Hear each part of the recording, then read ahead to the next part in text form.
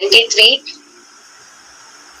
Ayan. And uh, also, she's a former Page 240 staff, youth leader, and a worship team guitarist to DCJCC, a disciple and minister to Mount Zion Foursquare Church, Antipolo. Yun po yung church kung saan nagpapastor ang kanyang father, and dun po nagsiserve yung buong family nila. Spiritual mentor at isa sa pinakamalapit na tsinggo ni Ate Leslie. Our guest speaker, Ate Jara Grace T. Welcome po. Amen. Ayan. Thank you so much. May ganong introduction pa talaga, but glory to God. So, naririnig niyo po ba ako? Rinig po ba ako dyan? Okay naman? Yes po. Okay. Alright. So, sa mga hindi po nakakilala sa akin, hello, ako po si Ate Grace. And, yun. So, nabanggit kanina yung about isolation. So, we'll just gonna, jump into our topic for today para walang masasayang na oras. Ayan. So, simulan natin sa ating title for today. So, how to stand in faith in the midst or in the middle of devil's lies. So, alam ko hindi lingid sa kalaman ng bawat isa na mayroong devil, 'di ba? May devil na nanggugulo sa buhay natin. So, ano yung pwede nating gawin? Bilang mga kababaihan at part ng society, alam mo, marami tayong mga naririnig here and there about women. So, in the spiritual realm, which is the reality talaga, is the spiritual realm. Ano yung dapat natin gawin? So, yun ang ating pag-aaralan today. So, kung kayo po ay may Bible, makibukas po kayo sa akin sa Ephesians 6:11. Ayan. Alam na natin lahat yan. Put on the whole armor of God that ye may be able to stand against the wiles of the devil. So, hindi ko na iisa-isahin yung, alam ko, inaaral nyo yan sa youth, sa inyong youth service. Alam nyo yung whole armor of God. Diba? So, ayun. Nais ko lang na ipaalala na isolation is something na pinagdaanan ng karamihan sa atin. Actually, malamang yan. Parang halos lahat tayo dumaan sa ganon. Kung maaari, siguro iba hindi, pero ako pinagdaanan ko siya na dumating ako sa ganong stage. Pero, masasabi ko na-realize ko na parang, kaya pala ako nag-isolate before is, may mga bagay pala akong hindi naiintindihan sa Word of God. The Word of God is true. And gusto ko lang i-establish right now is we have to have a relationship with the Lord. We have to have a relationship with the Word of God, with Jesus. Diba? So, ang isolation is napakadaling tool. Yan ang ginagamit ng Diablo ngayon para alisin ka sa herd. Kumbaga, diba sheep tayo. We are God's sheep. We hear His voice. So what the devil would do is ilalayo ka niya. Tatry niya yan na ipaghiwa-hiwalayin niya tayo, i-isolate ka niya. And then that's the time that the devil will try to attack you. So simulan natin yung ano ba yung mga paraan, no? Paano kaya tayo makakapag-stand in our faith in the midst of those devil's lies na nangyayari sa buhay natin. Simulan natin. Number 1 is submit to God, resist the devil. Again, submit to God, resist the devil. This is our responsibility. Bilang mga kababaihan, bilang tao, bilang anak, bilang lingkod ng Panginoon. This is our responsibility. Hindi magsasubmit si Pastor Kim for you. Hindi magsasubmit yung other leaders for you. You yourself, you have to submit yourself to God. You have to resist the devil. Not your leaders, but you. Amen? So, sabi dito sa James 4:7, punta tayo sa James 4:7, sabi dito sa salita ng Panginoon, submit yourselves, therefore, to God. Resist the devil and he will flee from you. Ito yung utos na may kasamang pangako. Sabi doon, you submit yourself to God. Submit yourselves to God. Resist the devil. And ano sabi? May pangako siyang kasama. Ano yung pangako? and he will flee from you. Sa panahon na nag-isolate tayo, ano bang ginagawa natin pag nag-isolate tayo? Ako alam ko kung ano yung mga ginagawa ko pag nag-isolate. Alam nyo kung ano yung ginagawa ninyo pag kayo nag-isolate. But my question is, are you glorifying God whenever you are isolating yourself? Separation is a different story. If you are separating yourself because you are called, there is separation, you are called and you are being separated because of your calling. That's a different kind of separation. Hindi siya isolation, but it's a separation. And then, that's the time that you study the word, and then, hahayo ka to preach the gospel. Ibang story yon. But what I'm trying to say is that you are being isolated, you feel like I'm a failure, parang hindi ko na alam ang gagawin. Parang, you are sulking yourself. Parang para ka bang hindi ka lang naligo, nagbabad ka pa dun sa mga bagay na mga problema, mga bagay na nagpapadown sa'yo. So, anong dapat natin gawin? Dapat mag-submit tayo sa Panginoon. We have to submit ourselves. Ano bang meaning nun, Ate Grace? Ano ba yung sabihin ng submit? You have to see yourself in the Word of God. You have to submit. Ano ba sinabi ng Panginoon? Sabi sa Bible, ano ka ba niya? Anak ka niya, di ba? You have to remember these things. Ano pa? Resist the devil. Ano ba yung resisting the devil? Paano po ba yun, Ate Grace? Run away from sin.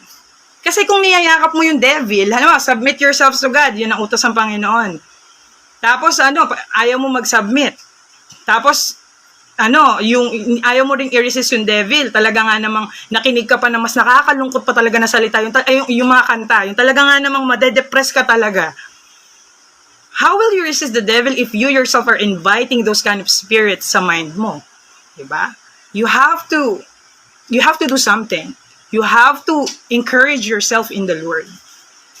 And anong gagawin ng diablo? He will flee from you. Yun ay isa lamang paraan upang, kasi Bible na nagsasabi sa atin eh. Bible na nagbibigay sa atin ng mga ways para makalayo yung diablo sa atin. It is a promise. Hindi pwedeng binibest friend mo yung diablo tapos lalayo siya sa'yo. Hindi. You have to resist the devil. That is your responsibility as a woman of God, as the daughter of God, para hindi ka niya atakihin. Amen? Sunod po tayo sa 1 Peter 5:8. Ano sabi dito? Be sober, be vigilant, because your adversary, the devil, walks about like a roaring lion, seeking to whom he may devour. Di ba pag magsi-CR tayo sa school, Ma'am, may I go out? Ma'am, may I go out? May I go out? Hindi naman natin sinasabi, Ma'am, can I go out? Di ba walang ganon? Ma'am, may I go out? Bakit ko nire-reiterate yun? Kasi yung salitang may is you have to ask permission from your teacher. Ano sabi sa Bible? Be sober, be vigilant, because your adversary, the devil, walks about like a roaring lion, seeking whom he may devour. So, ibig sabihin, the devil cannot attack you, the devil cannot bully you without your consent and your cooperation. Masakit siyang marinig. And hindi ko rin to alam before that I was giving the devil an parang daan para atakihin ako. We have to be sober. Kabataan, mga kapatid sa Panginoon, we have to be vigilant. Ang devil hindi siya lion eh. Di ba we have the Lion of Judah? Jesus the Lion of Judah. Like a roaring lion lang siya. Ang devil is just like a roaring lion. Tinatry niyang i-imitate ang lion. Di ba? He is not the Lion of Judah. He is just trying to be like a roaring lion. Again, seeking whom he may devour. We have to be aware. We have to know that we have the tendency. I'm not putting all the blame to us, but what I'm saying is that there is a tendency for us women to give the enemy the consent, and then we cooperate with what the enemy wants to do in our life. So now na alam na natin, we will be more vigilant. We will be more alert. Ano kaya yung mga ginagawa ko sa buhay ko ngayon? Take inventory of what you're doing in your daily routine. 'Try to check, what are you doing? Nalulungkot ka, baka naman sobrang dami mong pinapanood na nakakalungkot na K-drama. Baka naman sobrang lungkot na ng mga K-drama songs dyan sa playlist natin. Kaya nga naman nade-depress tayo. 'Di ba? Kasi dapat we try to encourage ourselves in the Lord. Kinig tayo ng worship songs. We listen to the Word of God. 'Di ba sabi yan sa Romans 10:17? Faith comes by hearing and hearing by K-drama songs. Hindi naman, 'di ba? Faith comes by hearing and hearing by the news, mga balita. 'Di ba hindi? Faith comes by hearing and hearing by the Word of God. By the Word of God alone. Yun lang talaga. Ang faith mo, mas lalo ka pang titibay, mas lalo ka pa talagang mag-iinit sa pagmamahal mo sa Panginoon. Lalo mong, alam mo yun, makita mo na, I'm strong. I'm more than a conqueror. Jesus has overcome the world. If you remember who you are in Christ. So yun lang, paalala lang yun, hindi ako galit. Kasi nanggaling din ako dyan. Alam ko. Kaya parang, masakit siyang pakinggan minsan that, what? Wait lang, I am allowing the devil to bully me? I am allowing na yung devil ito gawin sa buhay ko? According to the word, seeking whom he may devour. So, ibig sabihin, the devil cannot attack you, the devil cannot touch you without your consent and cooperation. The devil cannot enter your house without you opening the back door. Huwag natin siyang bigyan ng back door na susi. Close all your doors. Close your heart patungkol sa kasalanan. Hindi imposible na isipin mo ang Panginoon sa buong maghapon. According to science, kapag ikaw ay nagpapasalamat sa Panginoon, imposible na yung worry ay sumabay sa thankful heart. Imposible siya. Thankfulness ng heart. That's the brain. Imposible siya. You have to replace whatever is trying to make you depressed, what's trying to give you anxiety, ano man yung mga bagay na yun, and try to replace those things para hindi nyo na maisip yung mga bagay na yun. Do not give the enemy an inward a way for the enemy to bully you. Yon, paalala lamang yon. Amen? So pangalawa, ano pa yung pangalawa natin pwedeng gawin? Be fully persuaded of who God is and who you are in Christ. This is very important. Actually, this is crucial. As a daughter of God, as a woman of God, this is very crucial. Ang daming mga nilabel sa mga kababaihan ngayon. Ito lang ang kaya nyo. Although nasa, na tayo, 2024, marami pa rin silang mga sinasabi. But if you know who you are in Christ, if you are fully persuaded of who God is in your life, it is impossible for you to para ma-depress or malungkot. Let's go to the Word of God. Ang sabi dito sa 1 Corinthians 14:33. For God is not the author of confusion, but of peace, as in all churches of the saints. So, kailangan kilala mo si Lord. Kasi baka nalilito ka sa buhay mo ngayon, litong-lito ka, tas parang, Lord, Lord, inalaw mo ba to na ma-confuse ako today? Inalaw mo ba to, Lord? Remember, God is not the author of confusion. He is the Prince of Peace. He is peace, actually. Peace is not a feeling. Peace is a person. Jesus Christ is peace, and He lives inside of you. Peace never left. Jesus never left you. The moment na tinanggap mo siya as your Lord and Savior, the moment that you accepted Jesus Christ as your Lord and Savior, He entered your heart, He entered your life. You have the Holy Spirit in you. You have everything in you. And then nakarinig ka lang na malungkot na kanta, talaga nga namang naalala mo yung ex mo, naalala mo yung past mo. Talaga nga naman, nag-earphones ka pa, nag-ano ka pa, pinakinggan mo talaga ng maigi, dinamdam mo pa talaga. And then you forgot. Lord, inalaw mo ba to? Inalaw mo ba to? Inalaw mo ba yan? God will never allow bad things to happen to you. Again, He is not the author of confusion. We have to know who our God is. We have to remember who we are. Pangalawa, sabi dito sa verse 2 Peter 1:2. Grace and peace be multiplied unto you through the knowledge of God and of our Lord, and of Jesus our Lord. So, kapag naghahanap tayo ng peace sa buhay natin, saan tayo tumatakbo? Saan tayo pumupunta? Ang tanong, may pinupuntahan ka ba? Or are you isolating yourself? Pumapasok ka lang sa sarili mong mundo, i-shutdown mo yung mundo mo, ayaw mo makinig, ayaw mo lumabas. There's nothing wrong of you separating yourself from the crowd if your intention, okay? Pupunta tayo sa intentions. If your intention is to have more time and spend more time with the Lord, if you're worshiping the Lord, if you're sitting down, reading your Bible and doing all these things, that's separating yourself, separation, and that's not isolation. Isolation is really closing all your doors. Nalulungkot-lungkot ka pa, tapos parang, alam mo yon. It's leading to distraction. Mga ano yan eh, tool yan ng kaaway. I-isolate ka niya. Atakihin ka niya. It's so easy eh. Naatakihin ng, try nyo panoorin, diba? Alam nyo na to, kasi nakita nyo to sa mga movies. Diba yung mga baka, or let's say mga kalabaw, kapag nasa, herd sila, pag merong kaaway, nagpapaikot sila, lahat ng ulo nila nandito sa outer part ng circle. Lahat ng mga behind nila na magkakadikit dito. Kasi, lahat ng pwedeng atakihin ng kaaway nila, meron silang panlaban.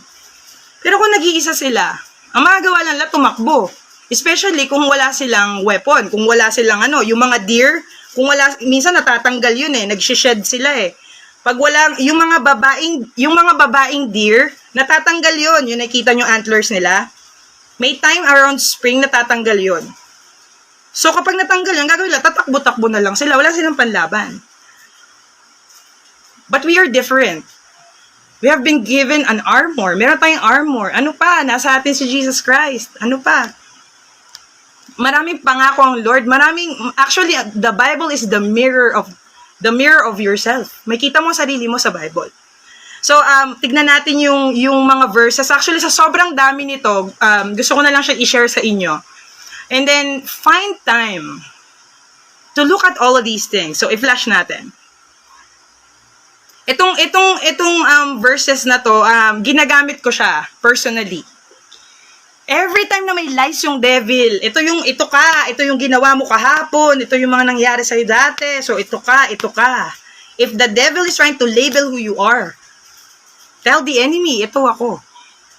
Isa-isahin niyo yung mga verses na nakasulat dyan, hindi lang yan, meron pa yan sa next page. And maybe ipasend na lang namin sa inyo na kunin niyo yung copy na yan. And then speak it. Remind yourself who you are in Christ. I am the head and not the tail. Sabi ng Panginoon, I am equipped with the full armor of God. Ephesians 6:13. The creator of the universe, my dad, loves me with an everlasting love. Jeremiah 31:3. Ang daming pangako ng Lord, I lack no good thing. Psalms 34:10. If you know who you are, actually kung alam mo kung ano yung meron ka, wala kang time na maglungkot-lungkutan. Sayang kapatid. Alam nyo ba na ngayon na kayo'y nakakilala na sa Panginoon, you have gifts and talents that nobody has. Alam nyo ba yung mga voices natin? It has a specific, di ba, DNA. Iba-iba tayo ng DNA. Every single vocal cord, every single voice pattern, walang makakagaya ng pattern ng boses mo. This is very unique sa'yo, parang thumb mark. And there are a lot of miracles na through singing, through worship, ang dami na ang pag-aaral ngayon. If you're gonna listen to the Word of God talaga, kung makinig kayo ng Word of God talaga, your gifts, your talents that was given by the Lord, merong reason kung bakit meron ka niyan eh. Let's say magaling kang kumanta, halimbawa ang magaling kang mag-worship, ganyan. And then binigyan ka ng Panginoon ng burden to pray for other people. Healing will flow to each and every one of us. Healing will flow in you, kapatid. And if you worship and pray for somebody, actually, this topic that we are talking about does not only apply to us, but also applies to the people around us, to your own sphere of influence, mga kaibigan mo, pamilya mo. Paano kung yung healing sana, yung healing nung kaibigan mo is nasa sayo pala? Maaaring yung kaibigan mo is just one revelation away for their freedom. What if they are just one verse away from their freedom? And dahil malungkot ka, at ikaw, actually, let's say, alam mo yung verse na yun, but you are just thinking about the things that happened to you. But if you just submit yourself to God, if you just give all and cast all your cares upon Him, and just remember who you are. Ito yung gustong gawin ng enemy, makalimutan mo kung sino ka at makalimutan mo kung sino si Lord. That you have been equipped by different talents, that you have been given a lot of things by the Lord. The devil's tool is to isolate you, attack you, devour you, and destroy your life. That's the job of the devil. Sabi sa John 10:10, the thief comes but to steal, kill, and to destroy. Yan ang trabaho ng diablo. Steal, kill, and destroy. Na huwag natin hayaan na gawin niya sa atin to. Amen? Punta naman tayo sa number 3. Number 3 is, of course, do not isolate yourself. I repeat, do not isolate yourself. It is crucial. Punta tayo sa Proverbs chapter 18 verse 1. Ano bang sinasabi ng Bible tungkol sa isolation? Hayaan natin ang Word of God to define what isolation means. Sabi dito, a man who isolates himself seeks his own desire. He rages against all wise judgment. Hindi ako nagsabi niya ng Bible. A man who isolates himself seeks his own desire. If a person seeks his own desire, anong tawag sa atin kapag yun ang ginagawa natin? Aren't we selfish? Aren't we self-centered? Aren't we just fulfilling our own desires? That's what the Bible says. If you are isolating yourself, you are seeking your own desire. Whereas, kung ikaw ay nasa isang pagtitipon, your gifts, your talents, just your presence, just you being there could have been, parang kalakasan siya sa isang tao na susuko na sana sa buhay. Tapos nakita ka niya, amen, na-bless ako kay sister. Diba? Ayaw niya, sabi dito, although he yung ginagamit dyan, syempre sa atin yan, applicable. He rages against all wise judgment.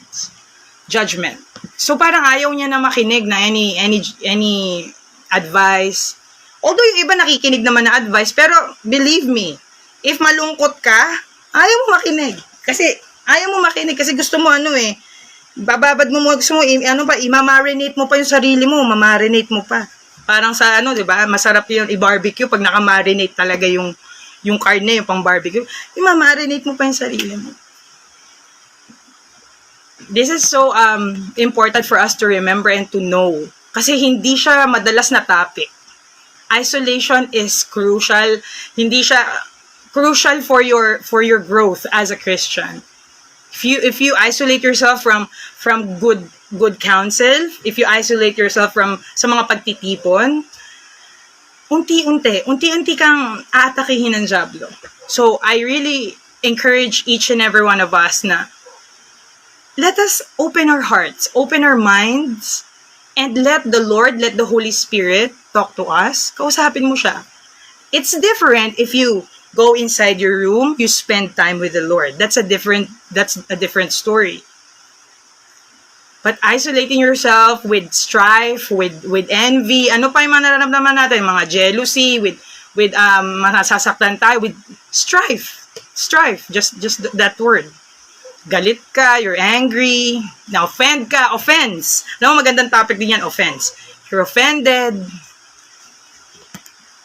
Blessings will not flow in an offended heart. It's just so hard to pray kung offended ka talaga. Next, ano pa yung sabi dito sa word? James 3:16. For where envy and self-seeking, actually, yung self-seeking, yan ang meaning na isolation. So ulitin natin. For where envy and self-seeking exist, confusion and every evil thing are there. If you're gonna look at it sa King James Version, sabi doon, for where envy and strife, confusion and every evil thing are there. Hindi natin nare-realize yung mga away-away, yung mga gulo, yung sa social media, parang yung basher, yung magbabash, yung hopefully mga bashers maging sila, no, magising sila na yung ginagawa pa nila, they are causing strife. Ano ba yung strife? Kaguluhan, yung mga away-away, gulo, different, sabi dito, confusion and every evil thing are there. Nakakakilabot if you're gonna look at it. For every envy, alam nyo na yung envy, di ba? Envy and strife, self-seeking. Kung nasan yung mga bagay na yon, confusion and every evil thing are there. Alam nyo malungkot, what we do sa ngayon, we plug ourselves with different kinds of envy, with different kinds of strife sa buhay natin. Paano? Social media. Sa mga pinapanood natin. Aba, enjoy na enjoy ka pa sa mga K-drama na punong-puno nga naman talaga ng hindi nakaka-glorify sa Panginoon. You know what I'm talking about because I was there. I was there. Nanonood ako ng K-drama before. I was so addicted with K-pop. And may mga nakakaalam yan. I was. But that was no longer me anymore. Because I know who I am. Pag tayo ay nasa langit na, kapatid, wala nang K-drama dun. Wala na tayong mapapanood doon ng mga K-drama. It's just sad na inuubos natin yung time natin sa mga bagay na hindi naman maglalast in eternity. Just for the sake of entertainment. Just for the sake of to be entertained. Why not entertain yourself with the goodness of God? Why not entertain yourself?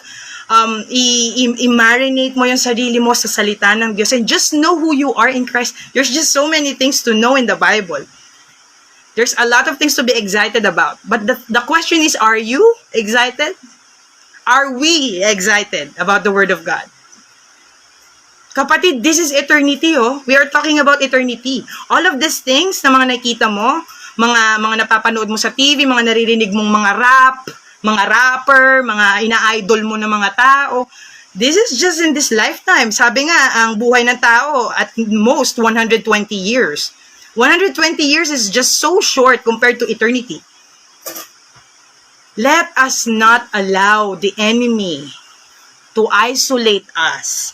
Use envy, use strife, use all of these bad things, social media, ano pa, yung mga music na pinapakinggan natin. Let us not let the enemy use all of these things para i-isolate tayo and then i-attack tayo. Amen? Hindi ako galit. I'm just sharing na kasi ang sarap lang maalala na meron pala tayong consent and cooperation kaya pala nangyayari sa atin to.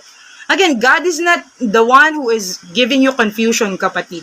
God is not the one who is allowing bad things to happen to you. He is not. Dapat maalala natin na God is good. And kapag nagkakaproblema tayo, kapatid, run towards God, not run away from God. Wala kang ibang kakampi. Si Lord lang talaga.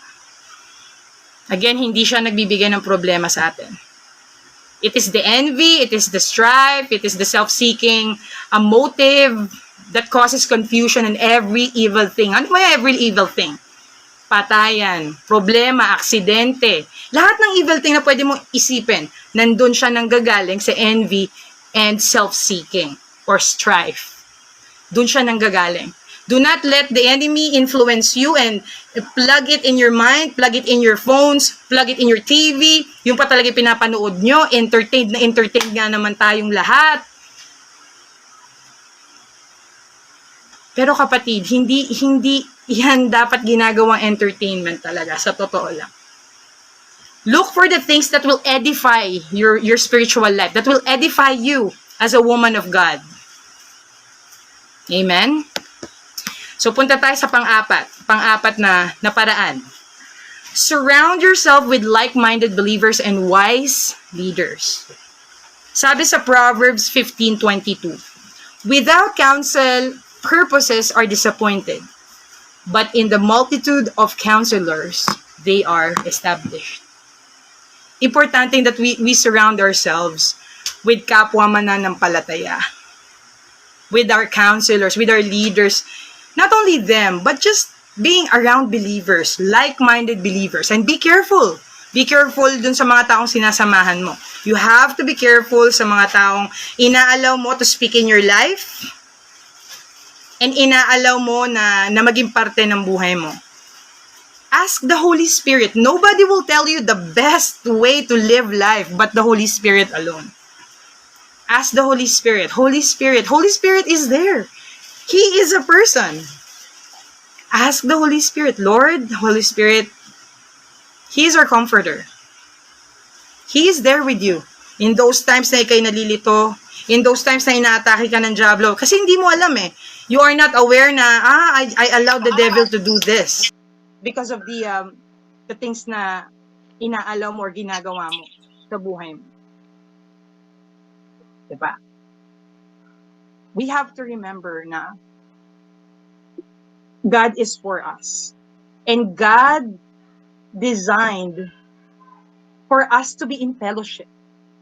He never designed us to be alone. Diba si Adam, nakita niya, it is not good for the man to be alone. It is not good for Adam to be alone. Sabi ng Panginoon. Nakita niya yun. Kaya ginawa niya si Eve. Diba? We are never designed to be alone, kapatid. Ang diablo, gusto niya, maramdaman mo yung alone na yan. Kasi may eternal damnation ng diablo. He will forever be isolated in eternity, kasama yung mga diablo niya, kasama ng mga kampo niya sa hell. And the Lord will never allow, and He will never allow all these things to happen to us. But then again, God cannot manipulate you. God cannot force you to follow Him. Hindi ka pwedeng kalad ka rin ni Lord sa church. Ano, sinapian ka, napunta ka sa church? Bigla ka na lang tumirik mata mo, tapos, ay, nasa church na ako, kakanta-kanta ka doon, hindi ka aware? No, it is your responsibility. It is in your discretion for you to go to church. Your decision. We have to be vigilant. We have to know na we are designed to be around like-minded believers. We are designed na hindi tayo nag-iisa. Ayaw ng Panginoon na tayo nag-iisa sa buhay. Gusto ng diablo, practicing mo na mag-isa. Kasi pag napunta nga yung mga kampo niya, gusto niya na tayong gusto niya tayong dalhin doon sa mundo niya. No, we will never allow that. God loves you so much, kapatid. You have been given a lot of talent, a lot of gift. Ay, hindi ako magaling kumanta, Ate Grace. That's not what I'm talking about. Ay, hindi ako magaling sumayaw, Ate Grace. That's not what I'm talking about. Marami kang mga bagay na i-offer sa mundo. You just have to let the Holy Spirit work in your life and cooperate with the Lord. Submit yourself to God, resist the devil, and he will flee from you. Without counsel, purposes are disappointed, but in the multitude of counselors, they are established. Your purpose. What is your purpose? May establish lang yan if you are around the people that really believes na mahal ka ng Panginoon. Diba? Ano pang sabi sa verse dito, sa Proverbs 11:14? Where no counsel is, the people fall. But in the multitude of counselors, there is safety. Pero mo pati safety mo, sinure na ni Lord. Where no counsel is, kapag mag-iisa ka, ayaw mo ng counsel, ayaw mo ng advice, kaya ko na to. Kailangan ko lang magpahinga. Do not fall into those lies of the devil na kailangan mo lang maglaba ngayon. Laban mo lang muna yung mo. Wala kang ibang time para maglaba. Talagang sa time na mag-gather, doon ka talaga Diba kapag may mga event, ikaw ay magpupunta daw ng Boracay, libre daw. Lahat-lahat bayad na. At talagang inalimutan lahat ng labahin. Tapos, tsaka na yun, meron daw libre daw Boracay sayang naman.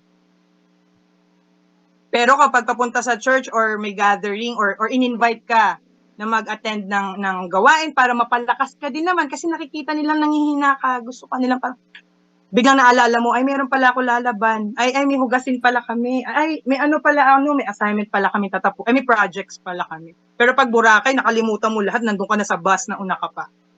Diba? Hindi ganon. We have to remember na there is safety if you are around like-minded believers, especially with wise counselors, kasama yung mga leaders mo. Ang Lord hindi ka bibigyan ng mga leaders na napapabayaan ka. Nandyan sila to help. They are doing their best, kapatid, to help you. Nanggagaling lang din sa Panginoon yung lakas na meron sila para i-counsel ka. Nanggagaling sa Panginoon, iniiyak nila yan sa Lord para meron silang ma-share sa'yo to encourage you. Not only that, ikaw mismo, you will be an encouragement one day sa isang kabataan na nanghihina. And you will understand one day what your leaders were experiencing. And it is a pleasure, it is an honor to mentor someone, to be there for someone na maraming pinagdadaanan. That you are there to make sure that they are safe. This is a safe place for you to speak. This is a safe place for you to cry, to share whatever yung mga bagay na nararamdaman mo. Itaas natin to sa Panginoon. Napaka-importante yun, kapatid. We have to remember, never isolate yourself. Do not isolate yourself. Do not forget that God never intended for you to be alone. Amen? So, ulitin ko lang, simulan natin sa umpisa na how to stand in faith in the midst of devil's lies. Una, submit to God, resist the devil, and hopefully, tandaan natin yung mga verses na yan. Higit sa lahat, yan ang pinaka-importante, the Word of God. Put it in your heart, isulat nyo siya, lagay nyo sa papel nyo. Pangalawa, be fully persuaded of who God is and who you are in Christ. Pangatlo, do not isolate yourself. And then pang-apat, surround yourself with like-minded believers and wise leaders. So yun lamang po ang nais kong i-share for today. And remember who you are in Christ is very important. You are important. You are loved more than you know. Hindi ko ma-explain na kung gaano ka ka-importante sa mundong to. You are important talaga. Hindi lang dahil sa mga kaya mong ibigay, but just you being you. So, yun lamang. Let's pray. Manalangin tayo. Hallelujah, Lord. Salamat, Panginoon, sa araw na ito na binigay mo sa amin. Lord, thank you for reminding us, Lord, na it is never your intention for us to be alone, Lord God.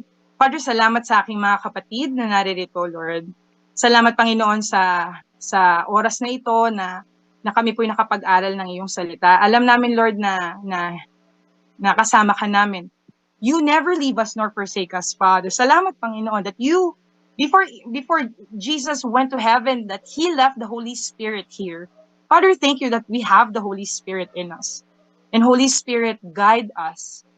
Open our hearts, open our minds for us to know who you are and to fight all of these lies of the devil.